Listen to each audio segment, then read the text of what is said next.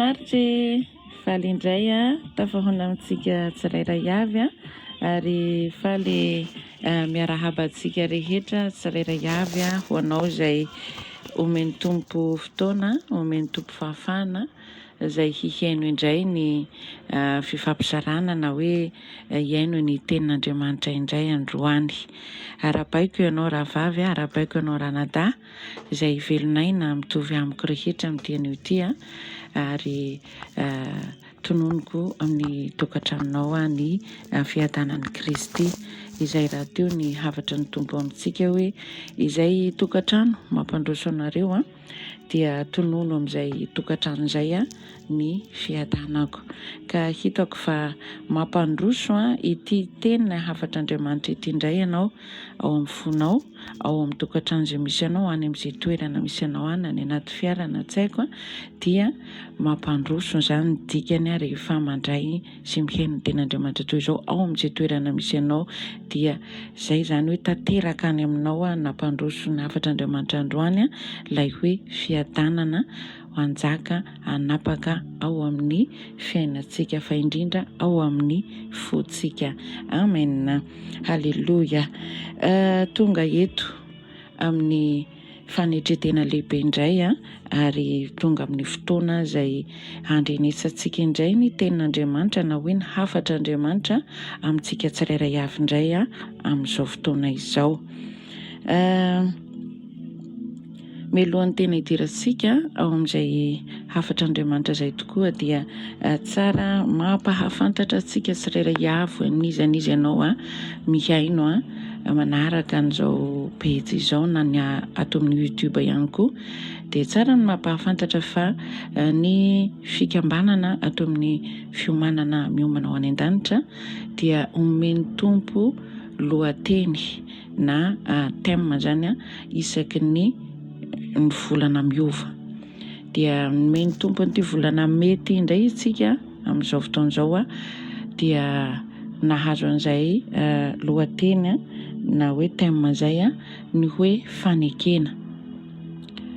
Misy fifanekena izay antora olona roa foana ny atao hoe fifanekena ka izaho sy ianao dia tiany tompo hiaina tanteraka ao anatin'izay ary hanamafy an'izay eo amin'ny fiainako sy ny fiainanao ny tompo mandritra ity volana ity ary ao aorianany izany hoe manomboka izany ity volana ity fa tsy mipetraka ato fa mivoaka sy maintsy miova tsina ny volana dia ilay fifanekena natomboka ao tamin'ity thème antsika ity dia vao mainka hiamafy eo amin'ny fiainako sy ny fiainanao izany ka tsara izay mampahafantatra antsika tsirairay avy amin'ny volanam-bony zao dia efa misy thème hafa koa omeny tompo antsika dia aoka tena hiaina antsika izay hafatra ny lohateny izay fa tsy atao hoe fomba fotsiny ny lohateny ary mazava fa tsy fombafomba fa tena Andriamanitra no manome mba ahafahantsika hiaina ao anatin'ilay izy.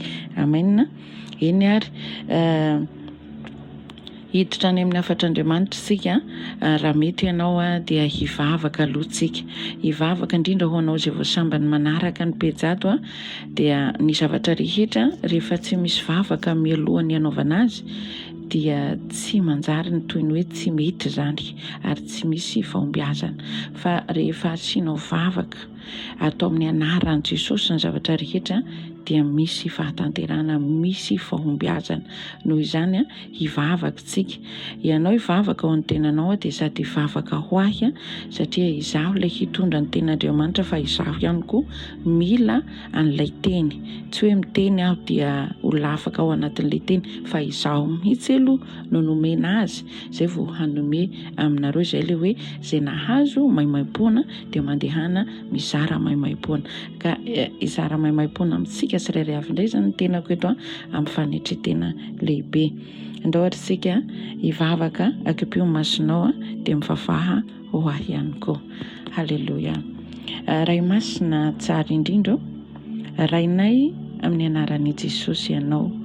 Misaotra anao tompo ilay Andriamanitra tsara sady mahafinaritra indrindra.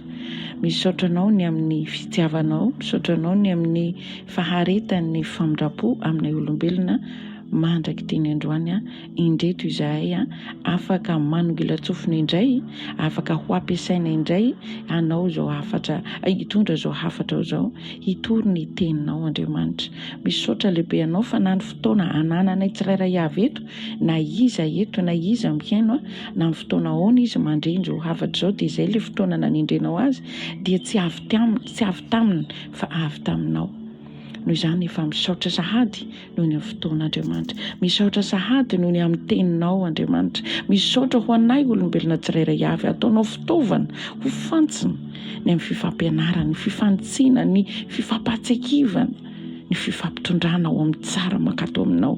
Misaotra Andriamanitra. Ankehitriny hiteny aminay indray ianao, ny tenako amin'ny mahafitaovana ahy fotsiny hitondra ny teninao, hitondra ny hafatrao any amin'ireto olona tsirairay avy omenao fotoana mandresy maningila tsofina amin'izao fotoana izao dia tena fantsona ihany, dia tena fitaovana tokoa fa ny fanamasinao no iankinako feno, iakinako tanteraka mba hanendry ny lelako izy toy ny lelany efa mahay ara hiteny eto, ary hitondra ny feo any amin'ny sofin'olona tsirairay avy nizana izy manokatra ny sofiny eto dia ny fanahy masina no hanokatra ny ritsym-pandrenesana hitondra ilay teninao ao am-pony tsirairay avy ao ary aoka ny fony tsirairay avy mba ho toy ny tany lonaka ka hilatsaka ao anatin'izay lonaka tokoa izay teny izay dia tsy maintsy hisy fitsomoana, tsy maintsy hisy fitsiriana satria tany lonaka, fo lonaka ka aoka izay rehetra mandre androany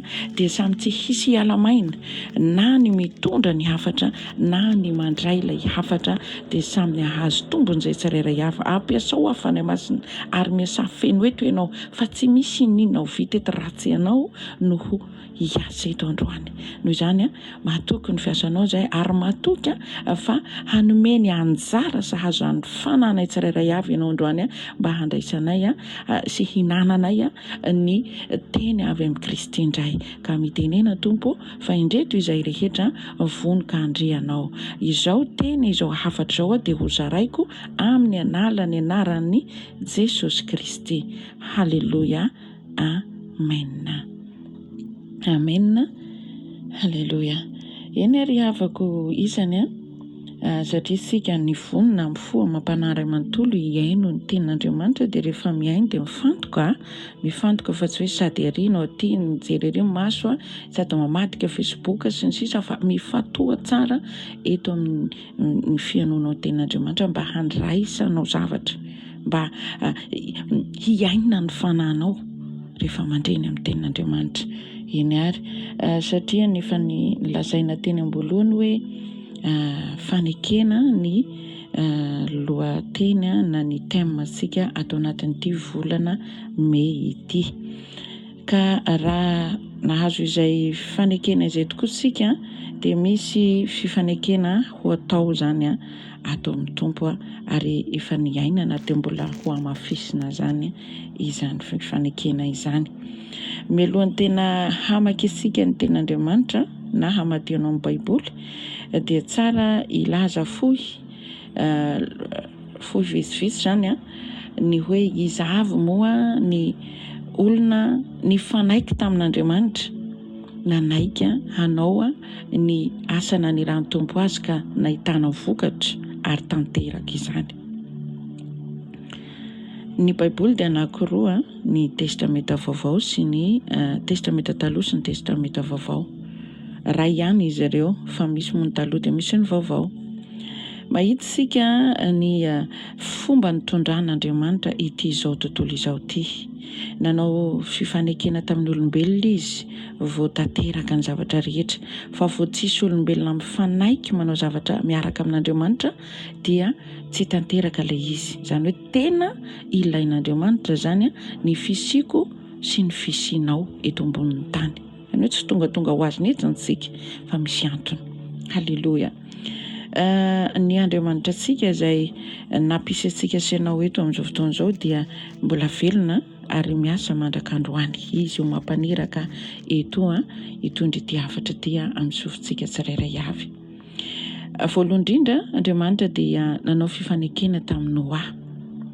Raha tadiditsika ny tantaran'ny Noa valy-mianaka izay novonjena tamin'ny analan'ny sambo fiara satria ny olona tamin'izany fotoana izany tsy niaino an'Andriamanitra, tsy nankatoa an'Andriamanitra, tsy niraharaha izay mety hoe momba an'Andriamanitra fa i Noa ilay olona niaino sy nankatoa an'Andriamanitra ary dia nanomana ny sambo nanomanana ny hoe ho famonjena amin'ny rahampitsom-piainany. Toy ny hoe nimehezina sy natao resaky Noa tamin'izany fotoana izany fa nanaiky Noa ary dia nanangana nandrafitra ny sambo fiara tamin'izay fotoana izay. Dia nefa io fa famonjena ho an'ny olona rehetra, ho azy valy-mianaka izany fa tsy ho an'ny rehetra tamin'ny fotoana nisy ny hoe safodrano. Taorian'izay ihany koa dia be dia be raha ny lehilahy na vehivavy izay nampiasain'Andriamanitra ary tena hoe nisy fifanekena tokoa natao fa tsy izy iray manontolo no andeha ho tanisaiko aminao fa vitsivitsy izay ny nomeny tompo ahy eto dia ho lazaiko anao. Voalohany izay dia Noa nanao fifanekena tamin'Andriamanitra. Dia mahita koa isika i Abrahama ihany koa dia anisan'ny nanao fifanekena tamin'Andriamanitra ary Andriamanitra koa nanao fanekena taminy sy tamin'ny Sara vadiny. Hitantsika nisy fotoana amataonany lava tsy niteraka i Sara vadiny dia nanao fifanekena taminy koa Andriamanitra ary tena toy ny hoe nampanantena be Andriamanitra fa ho tanterana aminy dia tena marina ilay izy. Rehefa niteny Andriamanitra hoe amin'ny taona ohatr'izao dia hiteraka zazalahy Sara vadinao dia tena marina ilay izy tanteraka ilay izy. Izay izao fifanekena. Andriamanitra zany rehefa manao an'izay fanekena izay amin'ny olombelona dia tena tanterahany marina.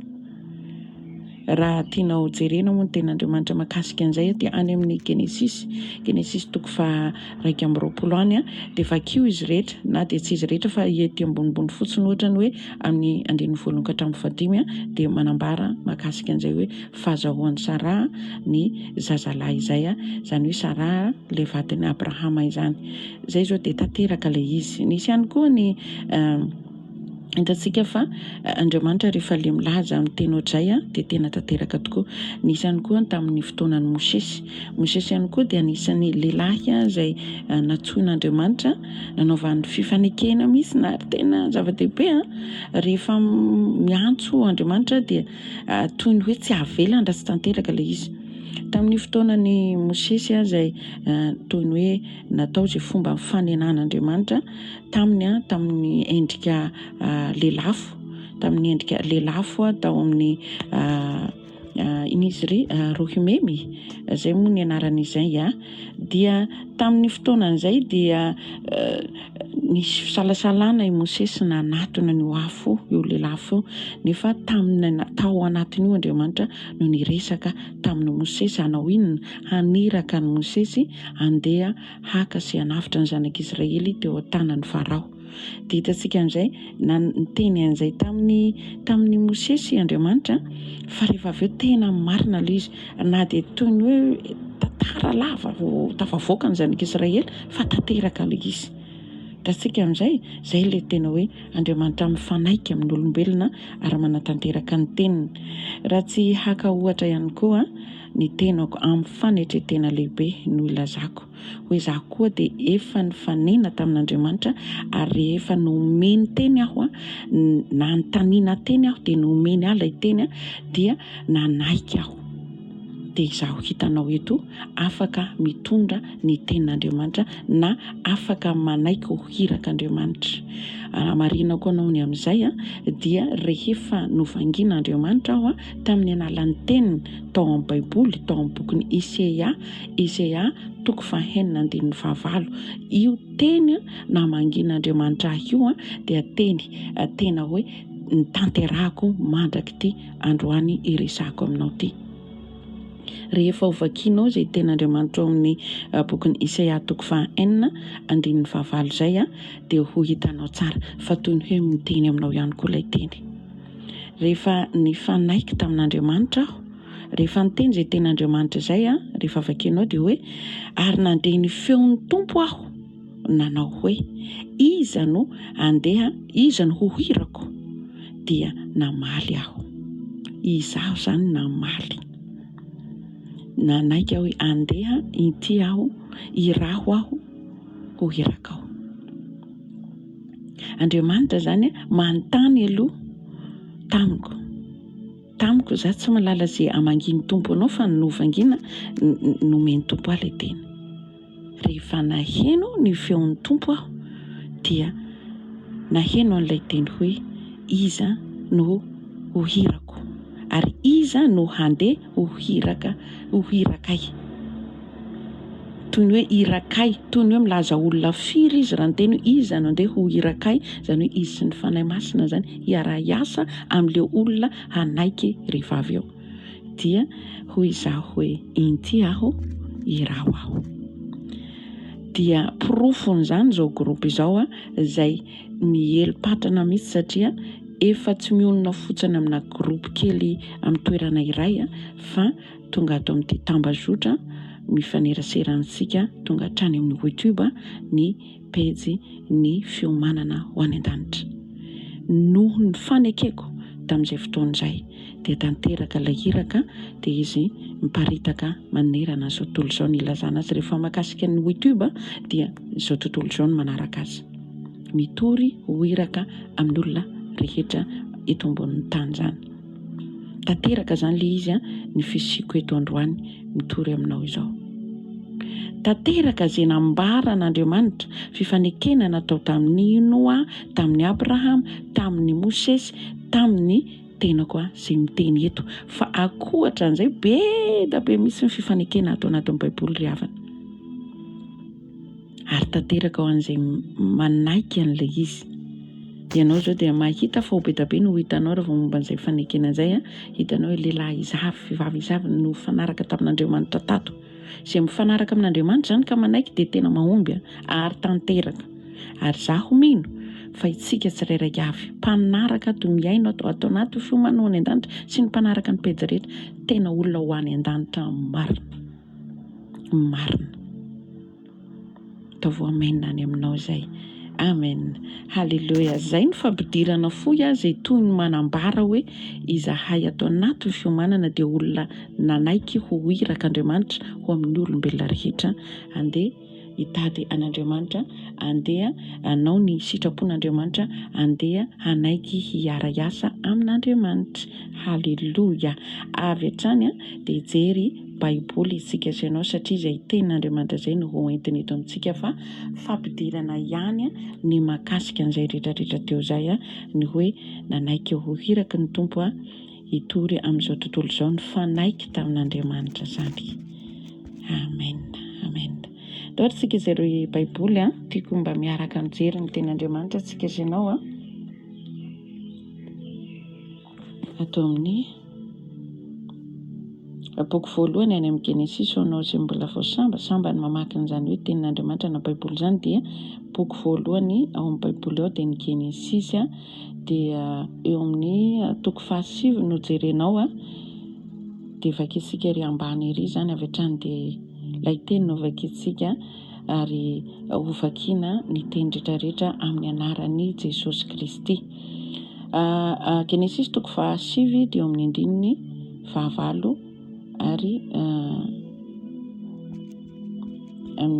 jusqu'à ery mifaraka amin'ny 10 zany azafady kely, jusqu'à ny mifaraka amin'ny 10 ihany. Dia tsara mariako fa izaho raha mamaky baiboly eto baiboly ato amin'ny DM no vakiako, fa misy baiboly hafa ihany koa ivelan'ny DM izay mitovy daholo baiboly mitovy fa mety hoe misy mahasamihafa kely azy fotsiny ohatrany hoe mahazava kokoa amin'ny teny malagasy ny DM dia izay ny toy ny hoe mba mampahazo aina kokoa mamaky ato amin'ny baiboly DM fa izay baiboly misy ao aminao ao dia tsy maninona afaka rahantsika mamaky eto fa raha misy mahasamihafa kely azy dia izy tsindriko izay hoe baiboly DM ilay vakiako ato izany. Raha ohatra tsika hiaraka ijery ny tenin'Andriamanitra eo amin'ny andininy 9 zany no iarahantsika mamaky dia hoy ny tenin'Andriamanitra amin'ny anaran'i Jesosy. Ary hoy koa Andriamanitra tamin'ny Noa sy ireo zanany lahy niaraka taminy 7 indro aho hanorina ny fanekem-pihavanako aminareo sy amin'ny taranakareo mandimby anareo. 10 ary amin'ny zava-mananaina rehetra eo aminareo, na ny vorona, na ny biby fiompy, na ny bibidia, dia izay rehetra nivoaka tamin'ny samby fiara niaraka taminareo, 12. Izao no fanekempihavanana haoriko aminareo, tsy hisy rano avy amin'ny savidrano intsony handripaka ny nofo rehetra, ary tsy hisy savidrano hanimba ny tany intsony mandrakizay. Halleluja, amen. Ho tanteraka tokoa ny izany. Raha vao miteny amen tsika dia izay ny dikany. Halleluja, dia rainany ny tompo. Izay ny dikany. Halleluja. Azitsika ilay tenin'Andriamanitra no vakiana teo manentana moa izany raha mety avakio hatrery voalohany mihitsy io teny io dia azonao hatrany amin'ny farany, fa eo amin'io andininy io no asain'ny tompo iarahantsika isanao mifampizara eto. Ozy ny teny hoe izy teo eo amin'ny fahavalo, ary hoy koa Andriamanitra tamin'ny Noa sy ireo zanany lahy niaraka taminy, indro aho hanorina ny fanekempihavanako aminareo sy amin'ny taranakareo mandimby anareo. Halleluja. Tamin'ny fotoana Noa, izay le fampidirana nentiko tamin'ny voalohany teo hoe Andriamanitra nanao fifanekena tamin'ny Noa, dia izy valy mianaka no voavonjy tamin'ny fotoana io satria nisy izay savidrano izay. Dia izao ny zava-misy, Andriamanitra namonjy ny Noa valy mianaka, fa nifanaiky izy, fa hatrany amin'ny taranaka mandimby zany tsy hisy sony ny famaizana toy ny natao tamin'ny fotoana ny andro Noa tamin'izay fotoana izay, satria tamin'io fotoana io zany dia ravana tamin'ny analan'ny savidrano izao tontolo izao tamin'izay fotoana izay. Dia nalahelo izao fon'Andriamanitra, tian'Andriamanitra ankehitritsika olombelona, dia izao ohatrany hoe mampanantena izy fa tsy hanao an'izay intsony, ary lazaina misy teo ambany hoe mandrakizay tsy hisony ny savidrano amin'ny endriny hafa zany ny hisian'ilay famaizana eto ambonin'ny tany, fa tsy amin'ny analan'ny savidrano, na dia mahita tondra-drano ary tsika sy ny cyclone sy ny sisa, tsy izy ireny no atao hoe savidrano. Ary miserana toy ny verina maina ihany ange ny tany avy eo, fa tsy iny, fa Andriamanitra eto efa miteny hoe tsy hisy tsony mandrakizay hatrany amin'ny taranaka mandimby, ary satria amintsika aty zany izy io tsy misy tsony. Ao marina zany io tenin'Andriamanitra io, fa tsy mandainga izy. Ahoana ary? Satria i Noa dia nanaiky nakatohan'Andriamanitra tamin'ny fotoana, ary dia nanomana ny fiainany, namboatra ny samby fiara, nandrafitra ny samby fiara io, dia nanina tonga ny savidrano voavonjy tao izy valy mianaka hatramin'ny vinatony ane ry havana ka tafiditra tao amin'ny famonjeny, ary avy eo ny biby fiompy rehetra nakatoa izy tamin'izay fotoana izay. Ankehitriny indray ny endrika samby fiara tamin'izay fotoana izay dia i Jesosy indray ilay samby fiara eto, ka ho an'ny olona rehetra toy ny nanekeny Noa ny fankatoavan'ny tenin'Andriamanitra nandrafitra ilay samby fiara, dia izaho sy ianao na iza ianao mandray an'i Jesosy Kristy ho tompo sy mpamonjy ho azy eo amin'ny fiainanao ianao, dia izao toy ny hoe tafiditra nanaiky an'ilay samby fiara, nanaiky nandrafitra samby fiara, nanaiky nakatoa ny tenin'Andriamanitra, dia toy ny hoe voavonjy ianao, satria ny samby fiara ny famonjena no avaly mianaka, fa i Jesosy indray ankehitriny no ho famonjena ho an'ny olona rehetra izay mandray azy ho tompo sy mpamonjy, satria Jesosy no lalana sy fiainana sy fahamarinana. Amin'ny anaran'i Jesosy no ahafahantsika ho voavonjy, hiala, hiampita ho any amin'ny toerana vaovao izay nomaniny ho antsika.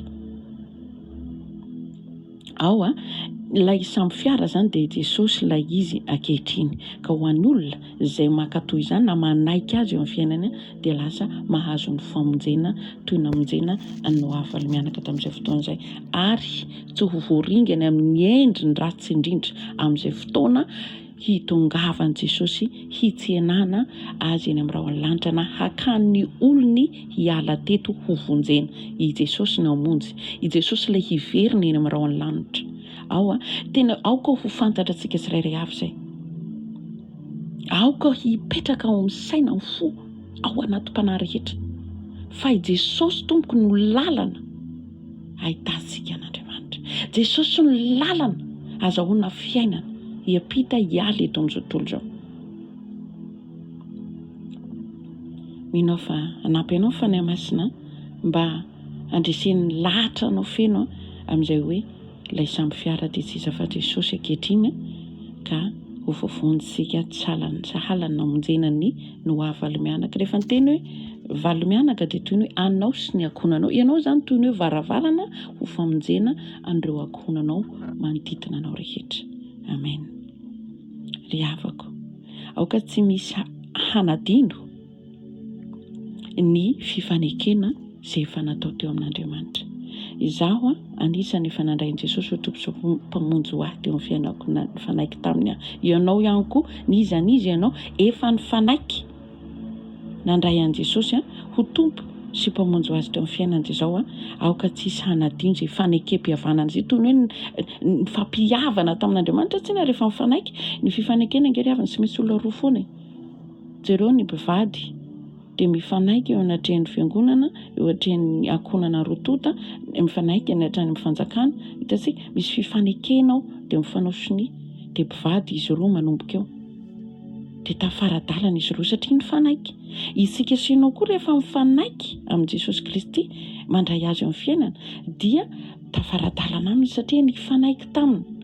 Ka nisy fifanekena fanekem-pihavanana natao izany taminy dia aoka tsisy hanadino izany izay. Aoka tsisy hanadino izany izay. Ndao misy ten'Andriamanitra jerevantsika any amin'ny mpanjaka faharoa. Ny tsara ny Baiboly eo amin'ny masontsika hatrany satria ny teny rehetra teny Jesosy iresahana amintsika anie ka ato amin'ny teniny ihany dia ato isika manamarina ny zavatra omenantsika na ny teny izay tiany iresahana amintsika izany. Mpanjaka faharoa 7:20 dia ery amin'ny ambambany ery ianao midina avadio izany izay na ampidino raha ohatra ka amin'ny telefona ianao mijery an'izy. Avadio ery amin'ny farany ambambany amin'ny andininy 9:30 dia sy 9:30 izany vakitsika amin'ny anaran'i Jesosy Kristy. Aza hadinoina ny fanekem-pihavanana nataoko taminareo ary aza manaja ny andriamanikafa 9:30 izaho no tompo andriamanitrareo no aoka ho hajainareo fa izaho ihany no hamonjy anareo amin'ny fahavalonareo rehetra. Amen. Halleluja. Ozy ny ten'Andriamanitra aza hadinoina ny fanekem-pihavanana. Efa nifanaiky tamin'Andriamanitra tsika, aoka tsy ho hadinoina izany. Isika sy ianao eto ambonin'ny tany eto misy andriamanikafa be dia be mihitsy. Ny andriamanikafa eto. Rehefa miteny hoe andriamanikafa akely izany izay fa tsy alehibe. Ny andriamanitra toy ny mitovy fanononana fa tsy mitovy fanoratra.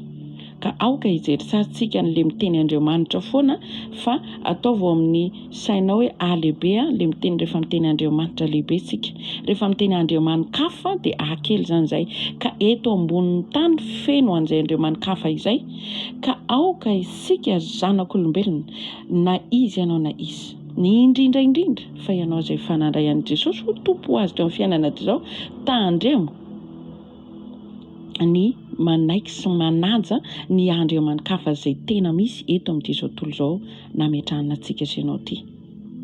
Eto ny andriamanikafa maro anisa izay tsy tokony ho hajaina, izay tsy tokony hekena, tsy ho atakalinao fifanekena nataonao tamin'Andriamanitra. Saro-piaro amiko ny tompo dia saro-piaro aminao. Ijereo ange eo amin'ny 9:30 dia ozy izaho ozy izy ny tompo andriamanitrareo.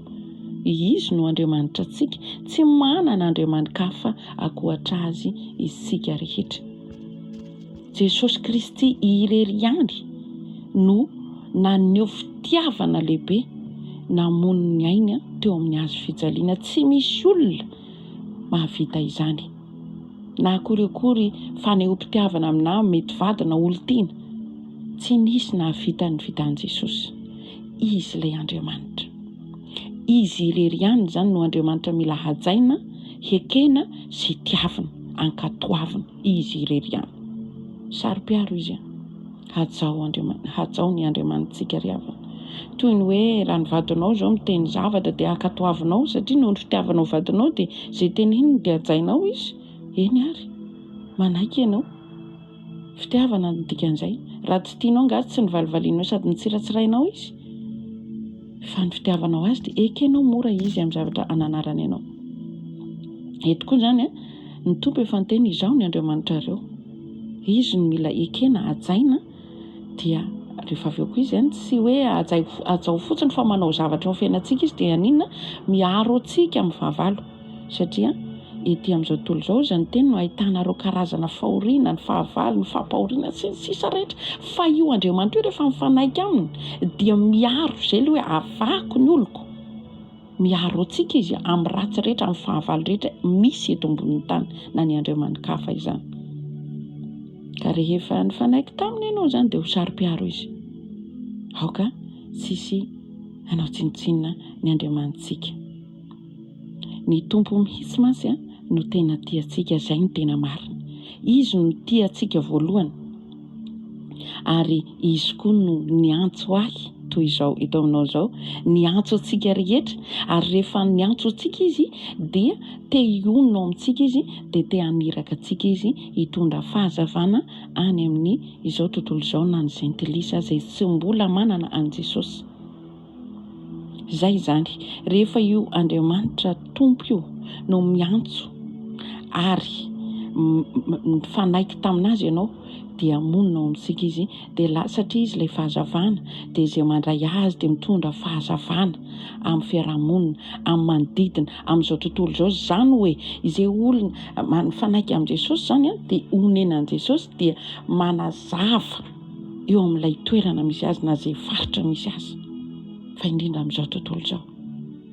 Ndao tsika sy ianao mbola hijery tenin'Andriamanitra any amin'ny bokin'ny Isaia indray no jerevantsika amin'ny testamenta taloha misy an'izay Isaia izay manao izay mbola sasahilana mijery izay tenin'Andriamanitra izay. Isaia 2:7 tsara mihitsy hoe miara mijery dia miara mamaky hamarino ato ny tenin'Andriamanitra, filtreo ato amin'ny baiboly ny zavatra tenenina fa aza miheno fotsiny ianao. Isaia 2:7 dia ry amin'ny andininy 9 eo no vakintsika amin'ny anaran'i Jesosy no makintsika ny teny eo izany. Hoy izy ny teny: izaho tompo no niantso anao izaho tompo no niantso anao araka ny fahamarinana ka nitantana anao. Ataontsika madakadana misy fa ianao aza maimaika fa tsy ho aizantsika akory. Araka ny fahamarinana ka nitantana anao, izaho no miaro anao ka nanendry anao ho antoko ny fanekem-pihavanana amin'ny olona araka ary koa ho fahazavan'ireo firenena. Averintsika ary koa aiza izy teo ndrasolo vetivety eto amin'ny tapany ambany no raisitsika: nanendry anao ho antoko ny fanekem-pihavanako amin'ny olona ary koa ho fahazavana an'ireo firenena. Ato amin'ny baiboly diama ihany no mamaky io so misy mahasamihafa amin'ilay vakiako any amin'ny baiboly vakianao. Ozy ny tenin'Andriamanitra: izaho tompo no niantso anao. Jesosy ry havana no niantso, raha ny teny teny aloha hoe Noa, i Mosesy, i Abrahama miresaka aminy, manaton'Andriamanitra. Izy koa no niantso ahy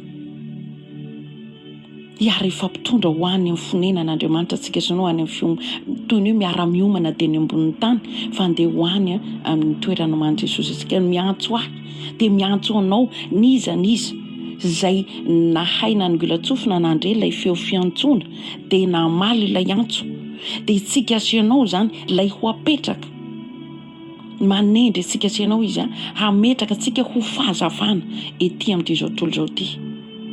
Ny tanàna iray rehefa misy jiro manazava na hoe poto dia io dia manazava manodidina, fa rehefa tsisy fifanarahana amina jirama ohatra ny toerana iray, ohatra hoe tanàna iray izany tsy mifanaraka amin'ny jirama izy na misy vola loha sy ny droit sy ny sisa alohany ihany dia tsy afaka mahazo jiro hanazava ny tanàna ilay tanàna dia maizina eo izy Fa nisy fifanekena nataony tany amin'ny Jirama, dia tonga ny Jirama nitondra poto dia nametraka jiro dia manazava io tanàna io.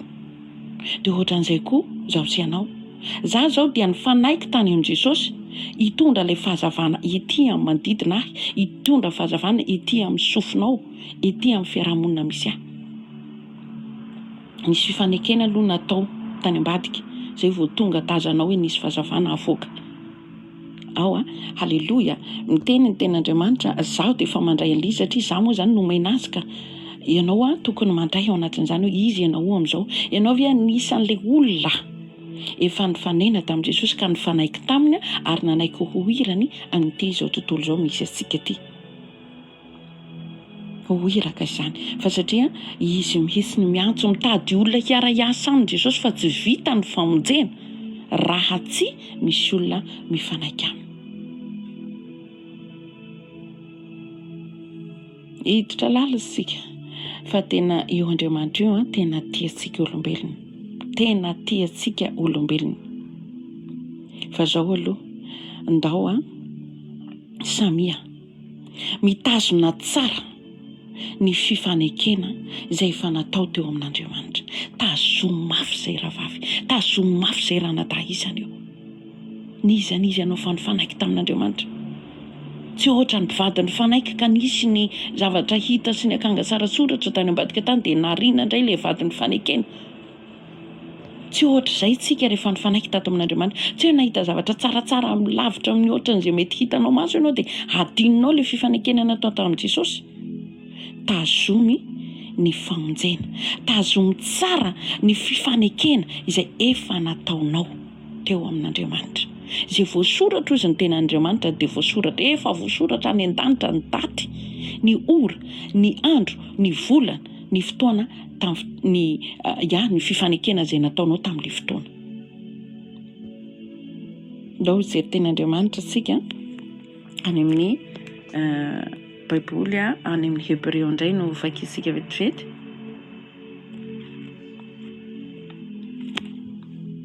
Haleluia. Hebreo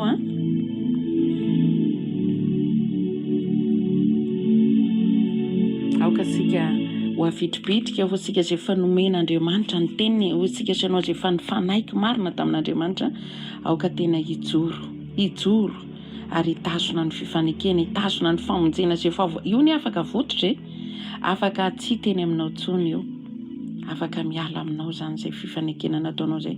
Raha tika misy zavatra toy ny akamaminao ety amin'ity fiainana amin'izao tontolo izao ity. Atao amin'ny Hebreo toko 10 sy ireo izay ten'Andriamanitra izay dia ry amin'ny andininy fahatelo amby roapolo ho vakisika senao zay. Ozy ny teny ato amin'ny anarany Jesosy, aoka ho azontsika mafy, tsy azo hozongozonina ny fanekena, ny zavatra nentintsika satria mahatoky Andriamanitra nanao ny fampanantenana. Haleloia. Ahoana tsara hoe ndao vakin'Andriam-pandeha. Aoka ho azontsika mafy, tsy azo hozongozonina ny fanekena, ny zavatra antenaintsika satria mahatoky Andriamanitra.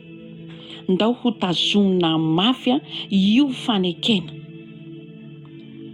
Ny zavatra antenaina, zavatra tsy mbola hita. Tsika zao dia mifanaiky fa Jesosy nampanantena fa misy toerana nomanina ho antsika any an-danitra. Tsika koa mino sady manantena.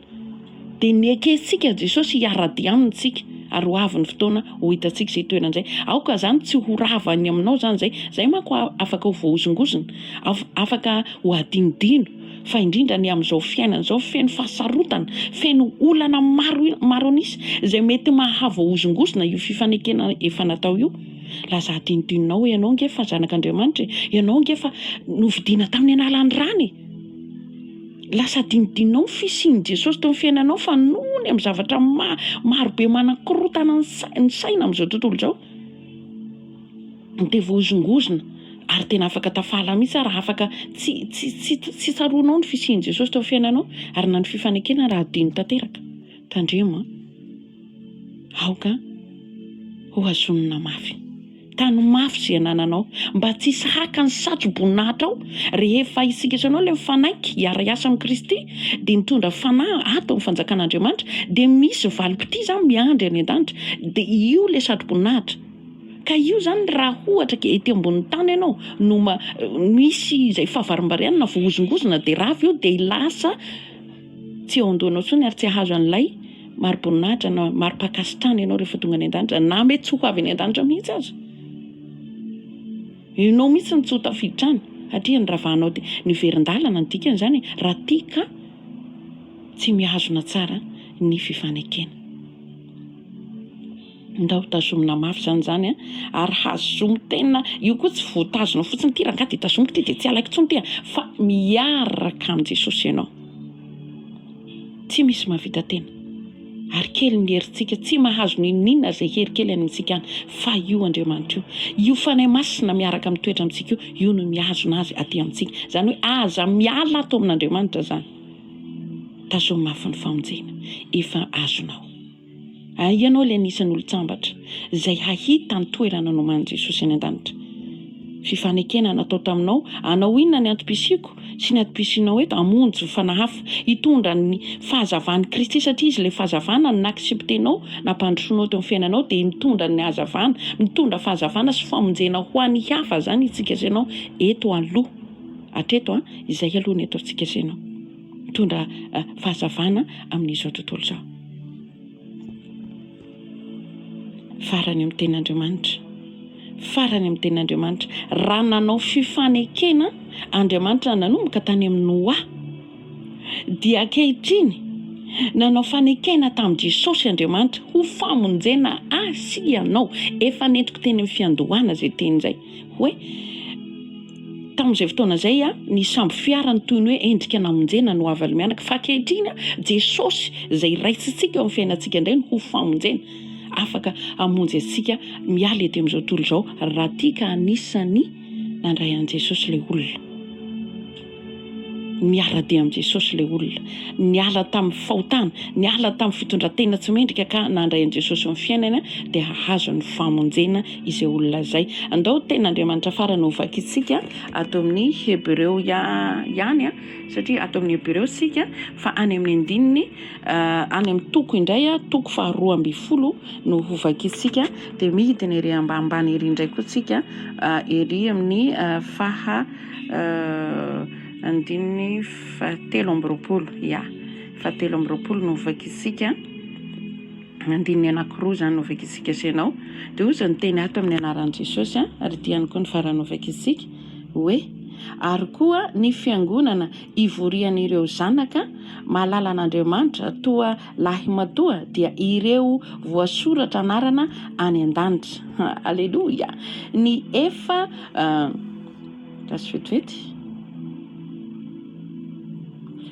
ny efa no haton'ireo dia Andriamanitra mitsara ny olona rehetra ary koa ireo fanahin'ny olona marina efa tonga lafatra.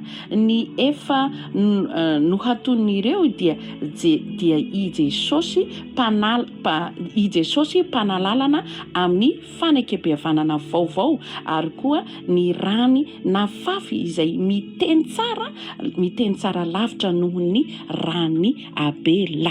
Haleluia. Voninahitra ho an'Andriamanitra. Ahoana hoe mazava be io ten'Andriamanitra io raha tianao hamarinina tsara koa amin'izay Baiboly misy anao dia avereny vakio tsara. Jesosy Kristy no mpanalalana. Jesosy Kristy no mila raisin'ny olona amin'ny fiainana fa izy ho amin'ny famonjena ho an'ny tsirairay avy rehefa raisiny amin'ny fiainana. Ny rany Jesosy Kristy irery ihany no mahavonjy. Tsy ny rany Abela, tsy izay karazana rà izay vonovonoana fahatany. Anaovana fanatitra atao an'izao hoe tsy misy idirany akoriny. Fa ny rany Jesosy Kristy ilay fanekempihavanana indray.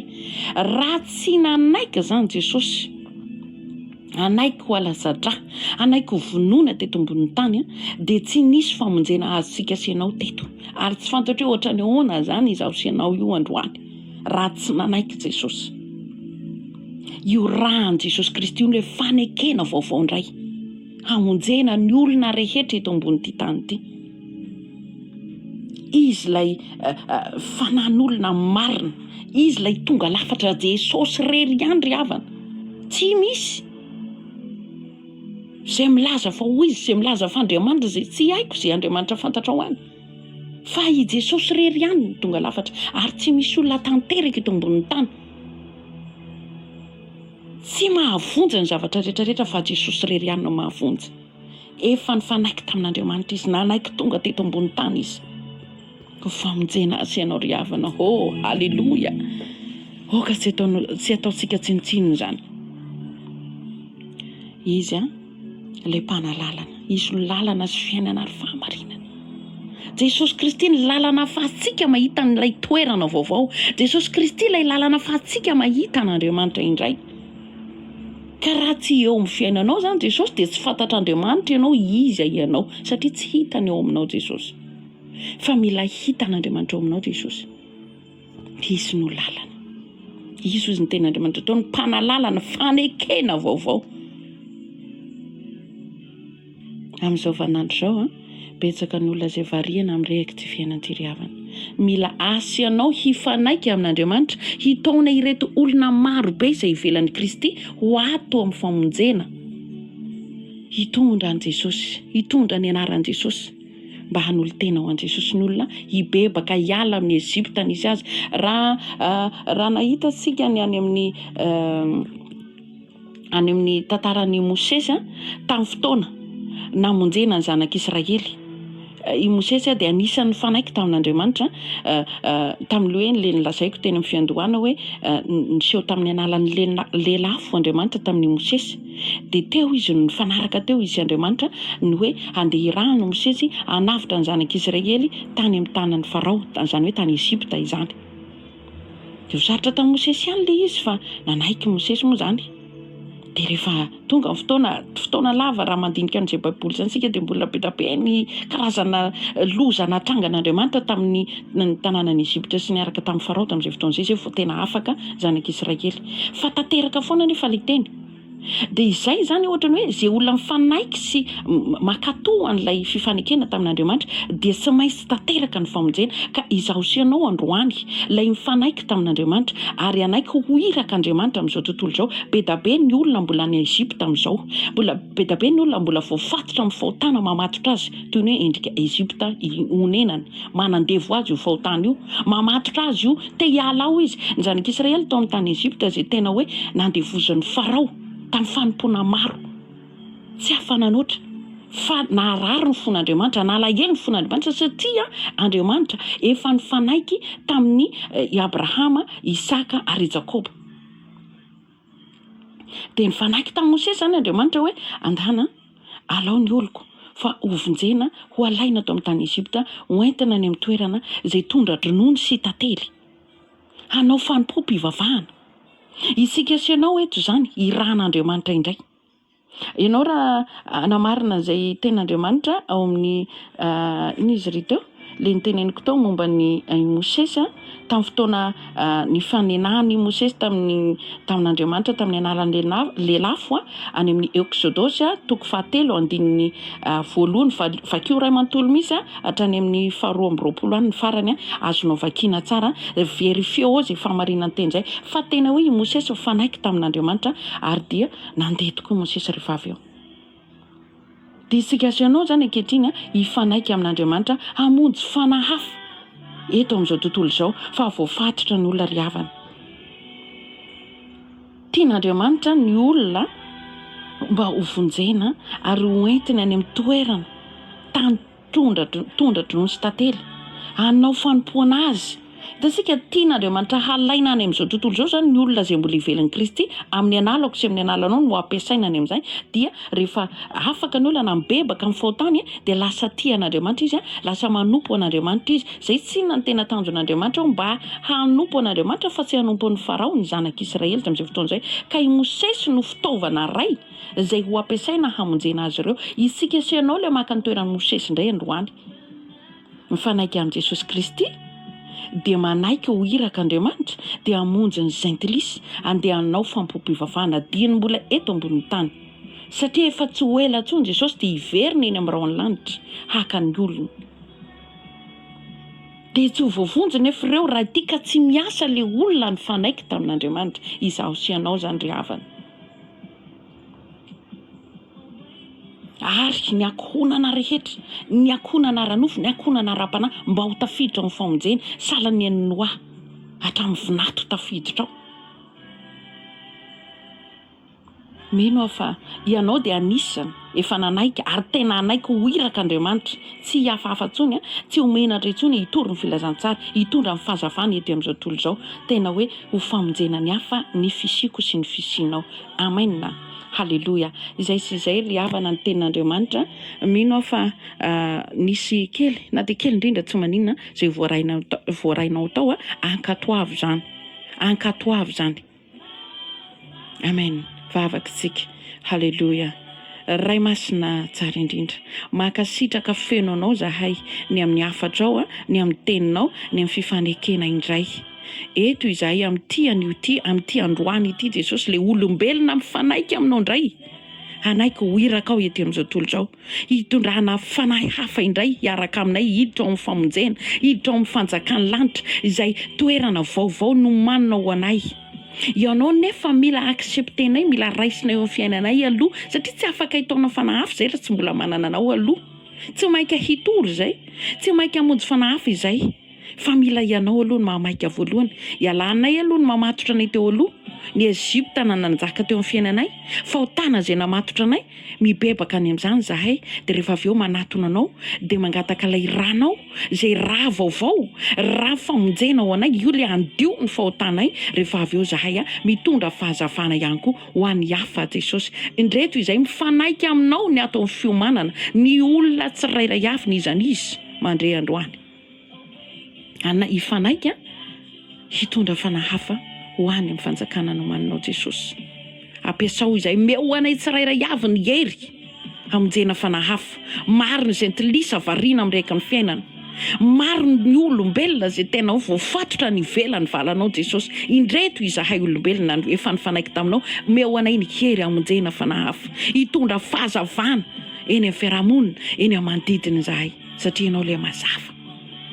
Ianao le famonjena ho anay, ianao le mpanao lalana, ianao le mpanalalana, ianao le lalana sy fiainana. Ampio izay Jesosy. Vonjeo ny olonao mbola maro ny olona any ivelan'ny valany. Any ivelan'ny valany. Mbola misy andiany tsy tafiditra ato. Izay ilanao anay no mitady azy. Miaraka amin'ny fananao. Satria izay ny teninao amin'ny Isaia toko fahaenina teo. Hoe iza no andeha ho irakay. Ianao sy ny fananao zany anampy anay olombelona hitady an'ireo fanahy ivelanao ireo ho tafiditra ho andiany ray ato aminao zahay rehetra. Tompo matoky aho fa ny fanahy izay naniraka nampiasa teto ihany no hiara-miasa amin'ny tsirairay avy mankatoy izany ka hita vokatra ho amin'ny tsirairay avy ianao, amin'ny tsirairay avy ianao ho amin'ny famonjena efa nomaninao ho anay rehetra. Misaotra Andriamanitra nanomezanao an Jesosy, nanaiky nalasa-dra, raha nahavonjy anay tokoa ny raha tsy voafitom-bola, raha tsy toy ny raha ny Abela, raha ny famonjena mandrakizay. No vidianana anay teo ampelantanan'ilay ratsy, ilay Satana. Misaotra Dada malala, amin'ny analany anaranao Jesosy Kristy, no anaovana izany vavaka izany matoky aho fa hiasa mihoatra an'izay voatonona rehetra teo ianao. Halleluja. Manjaka ianao Jesosy. Anjakao ny olombelona nomenao fiainana amin'ity androany ity. Anananao fahefana izahay rehetra. Ataovy sy tianao atao fa anao izahay. Amin'ny anaran'i Jesosy. Halleluja. Amen. Amen. Zay sy izay ry havana ny tenin'Andriamanitra natolotra sika teto indray androany. Mino fa ho falin'ny Tompo ary mandray zavatra sika rehetra ao anatin'izay. Tandremo isy ianao tsinotsinona hanadiny ny fifanekena ifanekenao tamin'ny Tompo ary manekenao ho iraka ny Tompo eto amin'izao tontolo izao fa mila olona Jesosy hifanaiky aminy, hiara-iasa aminy, ho famonjena ny olona ivelan'ny vala satria be da be ny olona miliba amin'izao tontolo izao. Ilainy Jesosy izaho sy ianao hiara-iasa aminy. toy ny asany tamin'ireo lehilahy sy vehivavy tao anaty baiboly ireo. Amen. Partageo ny ten'Andriamanitra. Zarao raha tsy afaka nitory ianao fa afaka mizara, ataovindao sika isanao hiara-entana, hiara-iasa ho an'i Kristy. Amen. Samy ten'Andriamanitra azadiny fa rehefa s'abonenao ny page nataonao j'aime dia mahazo notification indray ianao amin'ny fotoana hafa. Misy fizarana foana omen'Andriamanitra antsika ato. Tainy Jesosy manokana isika rehetra. Amen.